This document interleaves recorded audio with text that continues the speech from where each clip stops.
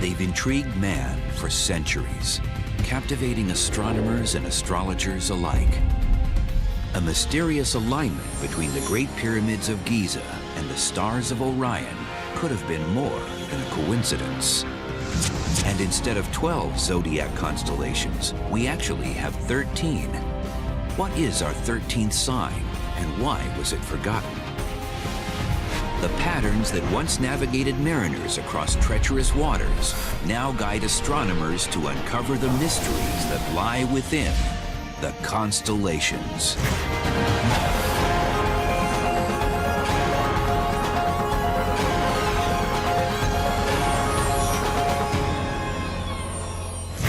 Before the internet, before movies, the night sky and the constellations were the greatest show in town. This gallery of stars forms more than just pretty pictures. It contains an enormous sampling of star types.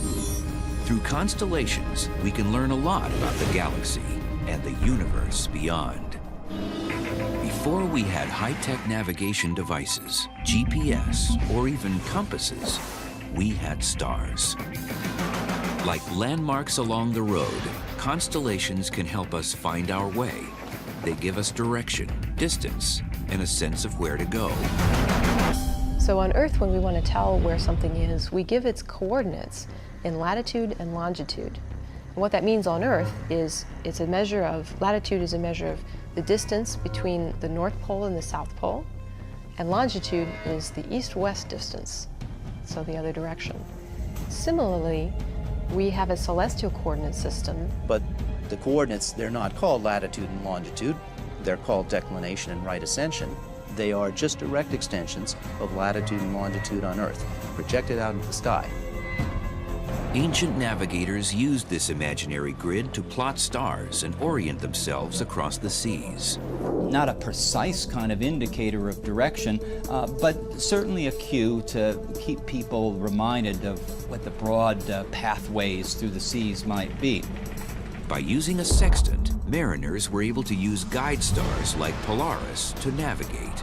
This is a sextant. It's a tool used in celestial navigation. Once a celestial body hits what's called its lower limb to the horizon, you'd mark the position. Using the time and the numbers on this sextant, you can then use it in fixing your position at sea. Today's navigation uses man-made stars, satellites. With the use of our man-made stars, per se, our GPS positions and differential GPS, we're able to fix the ship's position within a few yards, instantaneously, anywhere we are in the world. Now that GPS has replaced sextants, celestial coordinates are more important to astronomers than they are to sailors. Even though the coordinate system gives them an idea of where to point their telescopes, the grid falls short in a serious way. It assumes all the stars are all the same distance from us, an assumption that's flat out wrong. When you look at the stars in the night sky, they all appear to be about the same distance away, as if they were in the same plane. The same happens when you look at a city skyline from a distance away, such as we are from the Chicago skyline. So while those buildings look like they're the same distance, they're really at many different distances away. The same is true of the stars. While they all look like they're at the same distance, some are close, some are much further away. So how do we know which stars are close and which are far away? As it turns out, that's the most difficult question of all. That's been the single greatest frustration in all of astronomy. Looking at the night sky, even with telescopes, you cannot tell distances. That's been the holy grail of astronomy for centuries.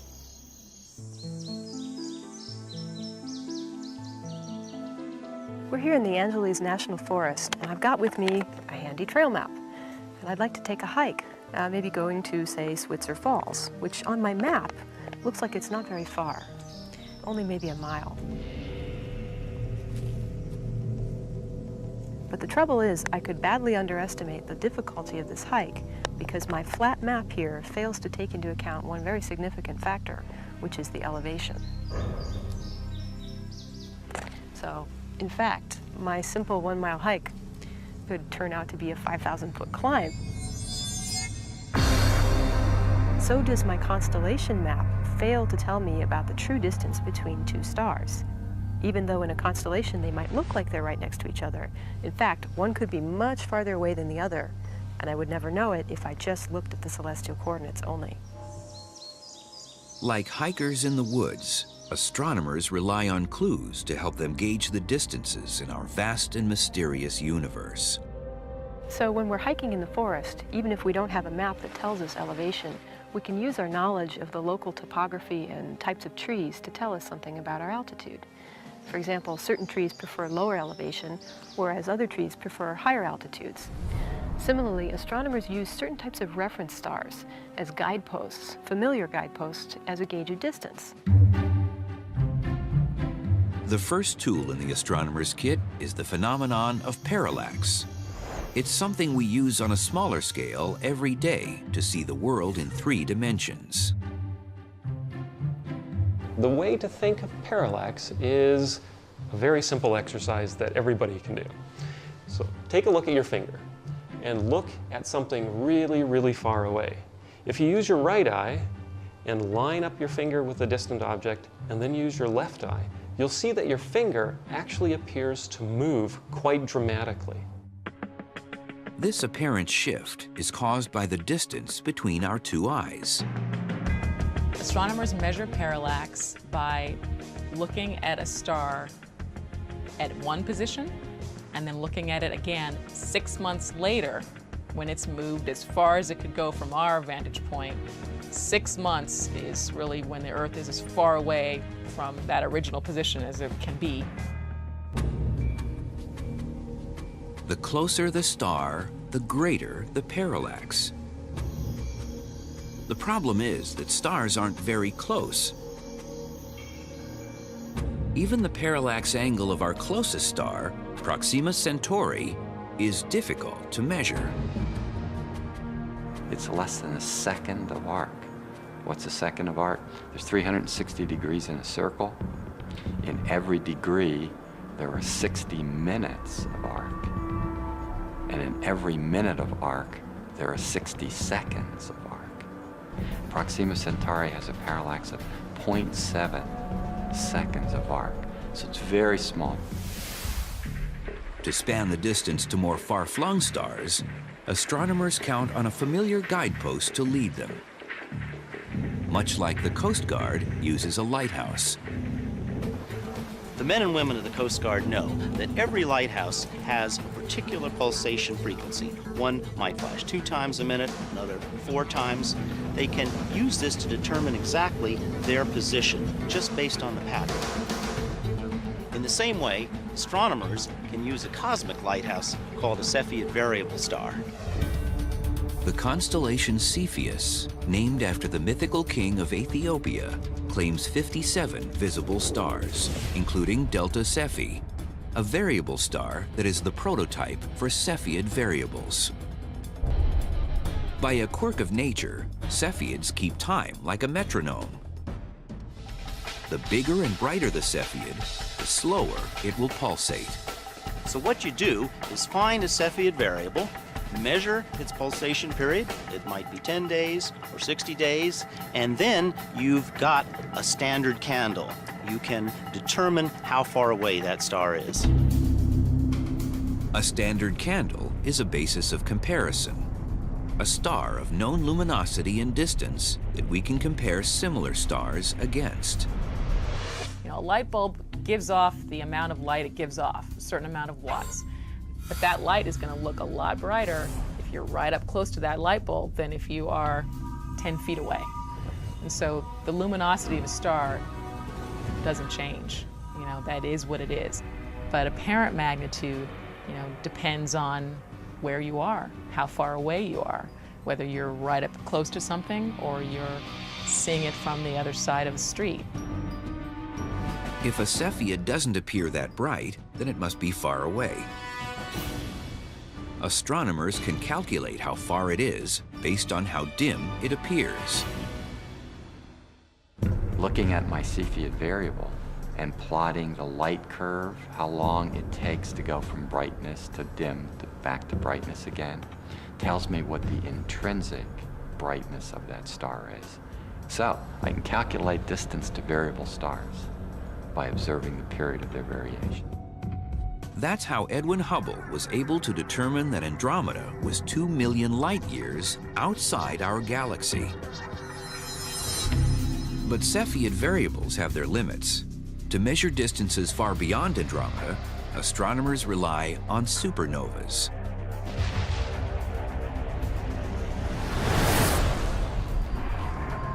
It turns out that supernovae can also be categorized as standard candles. Type 1a supernovae are all the same throughout the universe. We know how to calibrate them. And that's how we determine the distances out to the Big Bang and the very edges of the universe. Peering into the Big Bang, scientists can nearly see the beginning of time. 300,000 years after the Big Bang. Even our most familiar constellations have a lot to teach us about the cosmos. Orion, which is Greek for hunter, has 77 visible stars. Alnidak, Alnilam, and Mintaka make up the 3 stars in Orion's belt. In modern times, astronomers have hunted Orion, finding a variety of astonishing objects. When I see Orion, I also see the life and death of stars. Just below the belt, there's a little smudge called the Orion Nebula, and that's a nursery for baby stars, and you can actually see that with the naked eye. Orion has also bagged a pair of stellar gems. If you look at the upper left-hand shoulder of Orion, you see the red giant Betelgeuse, and if you immediately look right down to the lower right star, the star that's sort of his leg, you'll see the blue supergiant Rigel. Betelgeuse, as a red supergiant, is a star in its death throes. A red supergiant is a star that is actually quite a bit cooler than our sun, but much, much larger. Betelgeuse is 14 times more massive than our sun. When it runs out of nuclear fuel, Betelgeuse will become unstable and implode in a colossal supernova. It can detonate at any time. And when it explodes, it will light up the entire night sky, and it will even be visible during daytime. And maybe it's already blown up. It's 427 light years from Earth, which means that perhaps it has already exploded, but light hasn't had time to reach us yet. The supernova will draw more attention to a sky that's been captivating us for thousands of years. The ancient Egyptians consulted the heavens to tell them when to plant and when to harvest. Every star possessed a sacred meaning. They called Sirius in the constellation Canis Major the star of Isis. Sirius's appearance before dawn during the summer solstice forecasted the annual rise of the Nile River. Other constellations, like Orion, might have had a certain architectural significance. Egyptologists have often asked the question, why did the ancient Egyptians build 3 great pyramids that are slightly misaligned?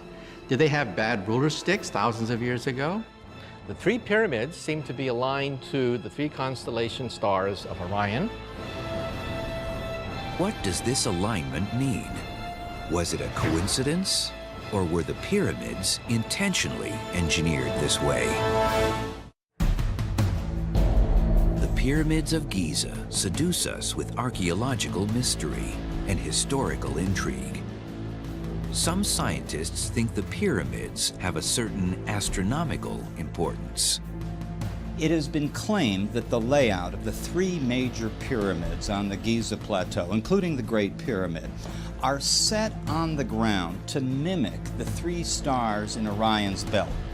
It's one of my favorite connections between events on Earth and events in the sky. But the ancient Egyptians didn't see a hunter in Orion like we do. They saw Osiris, god of rebirth. Some speculate that air shafts within the Great Pyramids were specifically designed to catapult the souls of pharaohs to the heavens. In those pyramids, we have two different shafts, and those shafts, one points north, one points south. The south shaft points toward Orion. So the soul of the pharaoh would be launched through that shaft in order to be connected to Osiris, Orion, and be resurrected again, enjoying eternal life. But others are a bit more skeptical. In order to make it match correctly, you have to flip it upside down on the ground or in the sky. That the Egyptians did place an importance on north and on south in the pyramid. And it doesn't make any sense to say, well, yes, they lined the stars up right, but then when it came to mapping on the ground, it was perfectly okay to flip everything around and make it upside down. The north shaft points toward one specific star. The one pointing north points to the pole star at the time, 2,000 years before Christ, 2000 BC, 3000 BC, and that pole star was Thuban. Thuban is located in the constellation Draco, or the Dragon. Draco has 79 visible stars. Thuban has been replaced by our generation's pole star, Polaris. Polaris illuminates the Arctic, governing our sky as a beacon over the North Pole. Lying in the constellation Ursa Minor, it's 2,500 times brighter than the Sun. Outshining its companion stars, Polaris A, B, and B.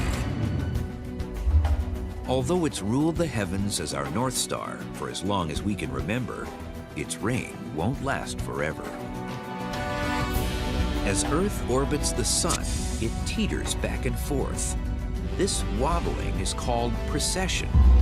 If Earth was a perfect sphere, it wouldn't precess. But the gravitational poles of the Moon and Sun tug at the bulging equator, upsetting Earth's spin. Now the Earth is like a gyroscope or a spinning top. Notice that if I spin this very rapidly and then I move the axis, it points in the same direction. This is the Earth pointing toward Polaris, that as the Earth goes around the Sun, it always points in the same direction. However, precession is caused by gravitational interference, so the Earth begins to wobble.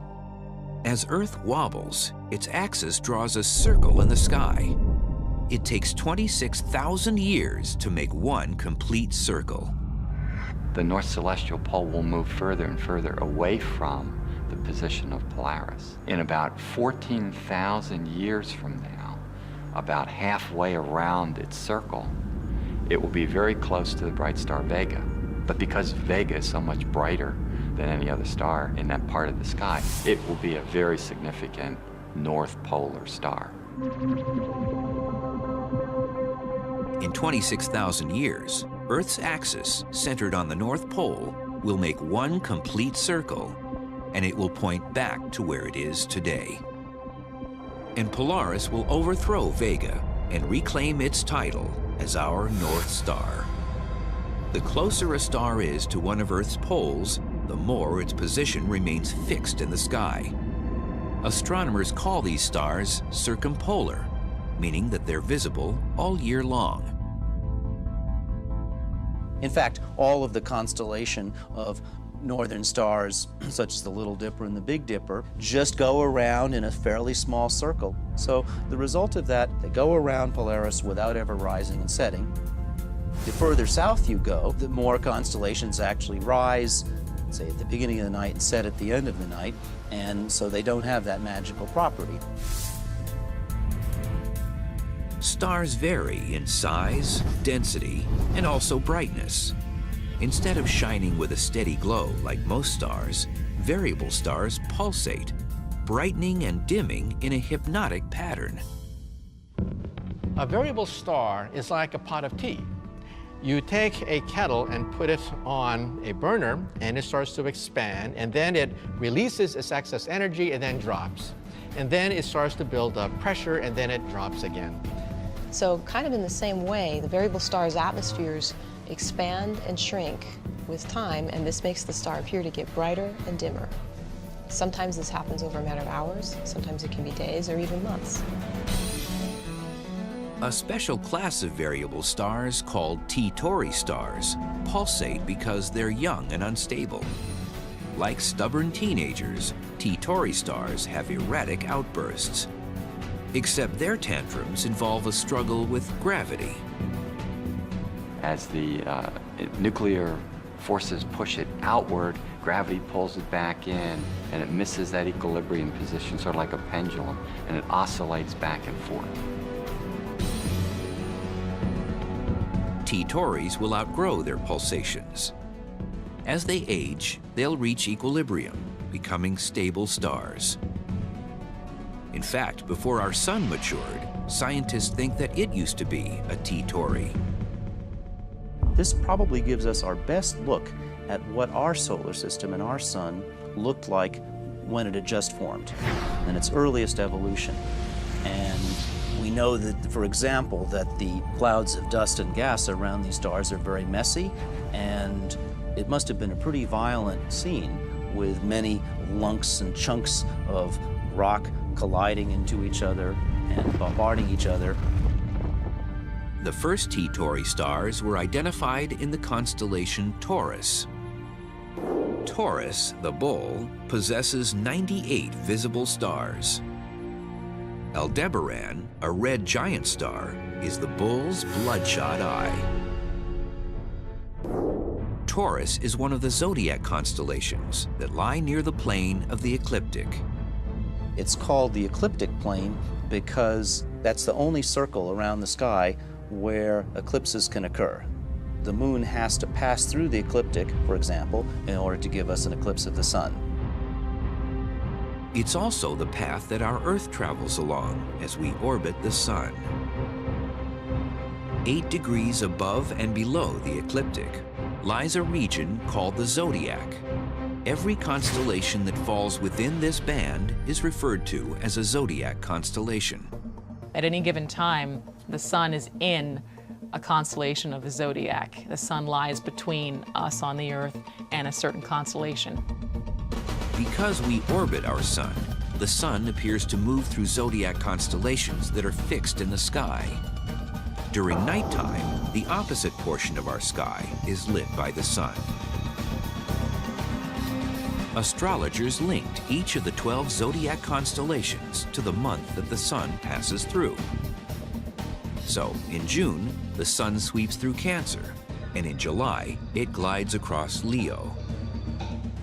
But you see, there's a problem with that. Each constellation is of different sizes. Some are small, some are big. It takes the sun 7 days to pass through Scorpius, the smallest zodiac constellation, and 44 days to clear Virgo, the largest.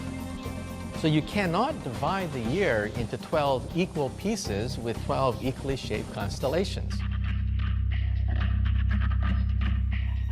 A lot of people put a great deal of significance on their zodiac sign, their sun sign. But in reality, since the Earth is precessing, the constellation in which the sun appears today is different from the constellation in which it appeared 2,000 years ago. So the next time someone tells you that you're competitive because you're a Scorpio, tell them, well, you know, today I'm really not a Scorpio anymore. From the infamous "what's your sign" line to predicting fortunes and defining personality traits, the 12 signs of the zodiac have played a substantial role in pop culture. But where do these signs come from? And who named the stars? We have original names for stars, in some cases that came to us from Mesopotamia. Some names were added to the stars by the Greeks and the Romans. Some of those survived, some of them did not. With the collapse of the Roman Empire in about 450 AD, much of this knowledge was lost. However, it was preserved by the Arabs. In fact, much of astronomy survives today because of the Arabic astronomers preserving and augmenting the calculations and work of the Greek and Roman astronomers. In 150 AD, Greek scientist Claudius Ptolemy merged his own observations with historical writings, labeling more than 1,000 stars. And out of all the constellations that cover our skies, we've learned that 12 are zodiac constellations. But in reality, there are 13.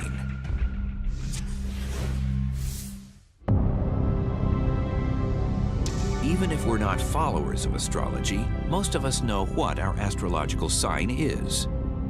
What most of us don't know is that instead of having 12 zodiac constellations, there are actually 13. Ophiuchus, which is Greek for the serpent bearer, is our forgotten sign. It has 55 visible stars and is home to Bernard's star, which is the fastest moving star through our night sky. Nestled between Scorpius and Sagittarius, Ophiuchus dwarfs the constellations it surrounds. Although it was one of the original 48-star patterns that Ptolemy cataloged, some scientists speculate that it might have been dropped as a zodiac sign to keep an even number of 12. Others think that precession could have nudged Ophiuchus off the zodiac. But the real answer remains a mystery. The only star in the universe that doesn't belong to a specific constellation is our Sun. Comparatively speaking, the Sun is a typical aging star with an average mass. But stars that have about 50 to 100 times the mass of our Sun are called Wolf-Rayet stars. The brightest observable Wolf-Rayet is called Gamma Velorum in the constellation Vela. These massive stars are incredibly luminous and are in their final stages of evolution.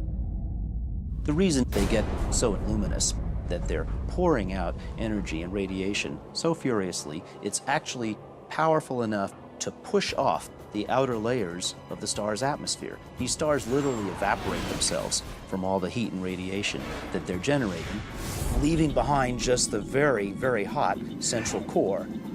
Although scientists haven't directly observed the death of any, they speculate that Wolf-Rayet stars will end their lives in colossal supernova explosions, or possibly collapse into massive black holes.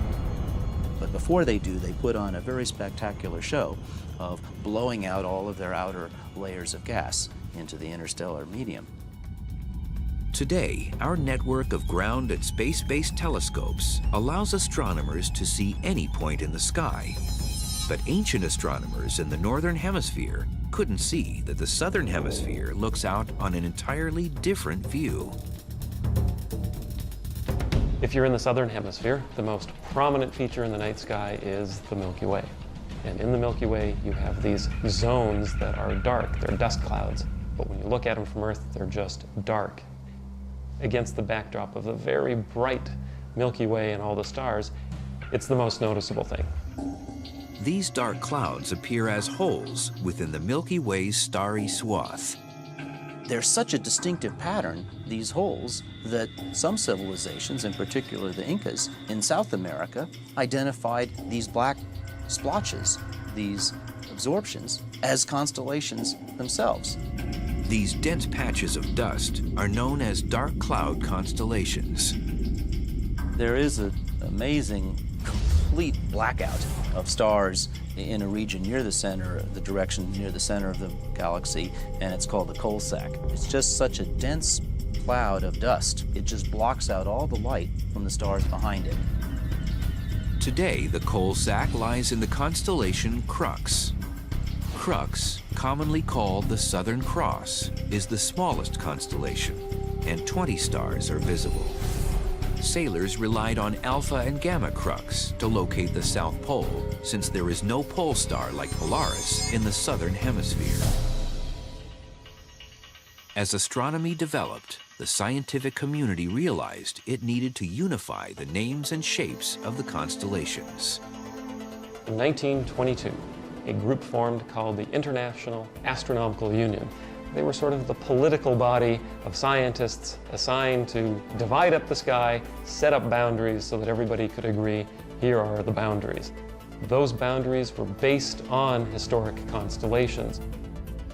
The IAU adopted most of Ptolemy's original constellations and added more to include every visible star with no overlaps. Some of them were named more recently in the Southern Hemisphere when most Western Europeans got a really good look at the southern skies. In all, 88 official constellations cover the night sky. But there are other small collections of stars that form obvious patterns called asterisms, like the Little Dipper and Big Dipper. The Big Dipper is made out of Ursa Major's brightest stars. Ursa Major, or the Great Bear, has 71 visible stars. The Big Dipper is recognized by its resemblance to a ladle. The Big Dipper is probably the easiest object in the sky to find, even if you don't know anything else. For being such a familiar asterism, the Big Dipper is still full of surprises. The second star in its handle, named Mizar, looks like a single point of light, but a closer look reveals that it's 5 blazing stars. Cygnus, the swan, claims 79 visible stars. A star named Deneb is a thermonuclear powerhouse that forms the swan's tail. At 200 times the diameter of our sun and as much as 250,000 times as bright, Deneb is one of the largest examples of a white supergiant star. It's a star in a very unusual phase of its evolution. There's very few stars like that, and they don't spend very much time of their lives in such a high luminosity state. White supergiants are rare because the star is transitioning from a red to a blue supergiant, a phase that only lasts a few million years. This may sound like a long time by human standards, but for a star, it's less than 1% of its lifetime. For a constellation named after a graceful bird, Cygnus bears the scars of a violent past. So Cygnus is also home to something called the Cygnus Loop, which is a supernova remnant. There was a star that blew itself to bits, basically. A gaping black hole called Cygnus X1 lies in the swan's heart. Cygnus X1 is an 8.7 solar mass black hole, so it's 8.7 times the mass of our sun, that's orbiting another star. Cygnus X1 was the first black hole to ever be recorded. In fact, we first detected Cygnus X1 not so much because of the black hole, because it's black, it's very hard to see, but because of its effect on its companion, which is this giant star. And in fact, the black hole is slowly devouring the companion, and eventually will probably swallow it up. And when it does, a constellation will lose a star, and our perception of the night sky will change forever. Our night sky is in constant change.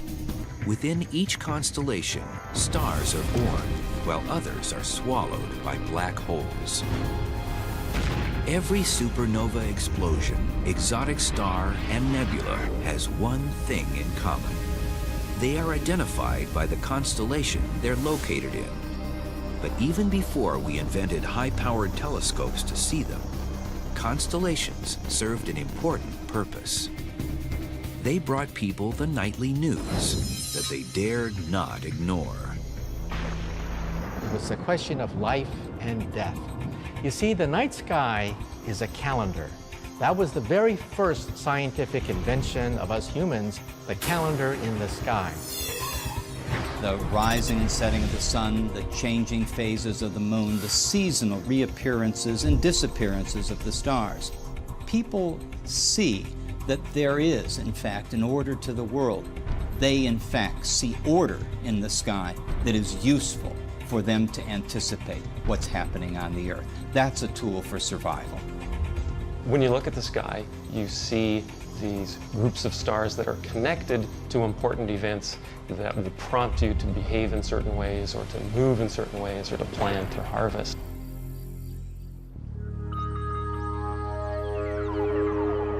Besides seeing the pattern of stars changing with the seasons, the ancients made another crucial observation. The shifting stellar canopy shaped their world. Travelers who went a long way south, for example, from Greece, started being able to see different constellations for many of the constellations that have been visible in their hometown. So it's telling you that you're really moving on a curved surface and changing your perspective. Today we understand the shape of the Earth and the parade of the seasons. But constellations haven't outlived their usefulness. Instead of telling us about the Earth, they're helping us make sense of the stars. A constellation is a lot like an art museum. In an art museum, you'll see artists who have used different kinds of materials, painting, photographs, and ordinary objects. A constellation also has similar objects, but made of different materials. Some of them have more helium or hydrogen or carbon, silicon, iron, and yet we can group them together. In both cases, the objects that are gathered in an art museum or a constellation, they're artificial collections that we've put together for some reason. Like countries, constellations divide the sky into territories. When you say Orion, I know exactly what part of the sky you're talking about. So to an astronomer, a constellation really is kind of a handy map. It's just a way of organizing things, so we kind of know where stuff is. And even though the night sky is infinite, we can see only a sampling of stars before dust and distance blocks our view. You'll probably see on a very dark night maybe 1,500 to 2,000 stars with your naked eye, if you're not using binoculars or anything. So what we're seeing is only a tiny, tiny fraction of what's really out there. That would be sort of like looking at the whole population of the United States, 350 million Americans, and seeing 5 people. Centaurus, or the Centaur, contains 101 visible stars. 2 of its stars, Alpha and Beta Centauri, are the brightest stars in our night sky. Centaurus holds Alpha Centauri, the star nearest to the Earth after our own sun. And a closer look reveals that Alpha Centauri is actually a triple star system. It's not unusual for stars to share the spotlight with 1 or 2 orbiting co-stars. In fact, it's the norm. Over 60% of the stars you see in the heavens are actually double stars, triple stars, quadruple stars. Our sun is an exception. Our sun apparently has no companion. While our sun makes its lonely voyage through space, the stars of Omega Centauri never lack company. It is the brightest globular star cluster that you can see without a telescope, just with a naked eye, because it is a giant cluster of about 10 million stars. Omega Centauri is the largest star cluster in our galaxy. These tightly bound stars all have different, complicated orbits, but they still manage to move together as a single group. Where the cluster comes from is anyone's guess. It's an unusual object, and a lot of astronomers suspect that this might be the center of a galaxy which got eaten, consumed by the Milky Way when it fell in. It certainly happens fairly often that big galaxies are cannibals and they eat little galaxies, and Omega Centauri may be a remnant of this process. The light from Alpha Centauri takes about 4.2 years to reach us. But when we look at Omega Centauri, we're seeing light that's traveled 16,000 years. That's some indication of how large Centaurus really is. It also shows that a constellation exists only in our mind's eye. And each star, like every piece of art, begs to be explored.